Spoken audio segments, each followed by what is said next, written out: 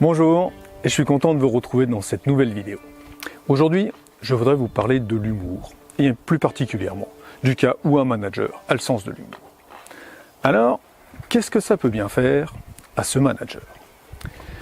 Eh bien, un premier effet va être de diminuer le niveau de stress du manager. Pour vous en convaincre, je vais vous inviter à vous rappeler un souvenir. Souvenez-vous d'un cas où vous avez été très triste ou très en colère, et quelqu'un a essayé de vous faire rire ou de vous faire sourire. Et à ce moment-là, que s'est-il passé? Eh bien, soudainement, la situation vous a paru nettement moins grave. Eh bien, c'est ce qui se passe avec l'humour. En fait, en très peu de temps, cela change notre perception de la situation. Bref, si on utilise un vocabulaire actuel, on pourrait dire que l'humour, et pratiquer l'humour, c'est une forme de lâcher prise pour ne pas accorder à la situation plus d'importance que nécessaire. Un deuxième effet de l'humour provient du fait que l'humour procure du plaisir. Et justement, le plaisir, c'est quelque chose qui attire tous les êtres humains. Donc un manager qui va faire preuve d'humour a toutes les chances d'attirer les personnes de son entourage. Ce qui veut dire qu'il va pouvoir construire un système relationnel qui va être fort et qui va lui procurer nettement plus de plaisir que s'il était simplement froid.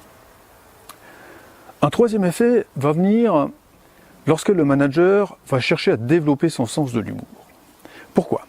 Parce que l'humour va venir finalement lorsqu'on présente la situation d'une façon qui est souvent décalée. Ce qui veut dire que le manager, eh bien lui, pour trouver cette façon décalée, il va devoir faire une sorte de gymnastique intellectuelle. Eh bien, cette gymnastique intellectuelle va l'aider à développer sa créativité et sa flexibilité d'esprit. Et ça va l'aider nettement pour s'adapter à tout ce qui est changement.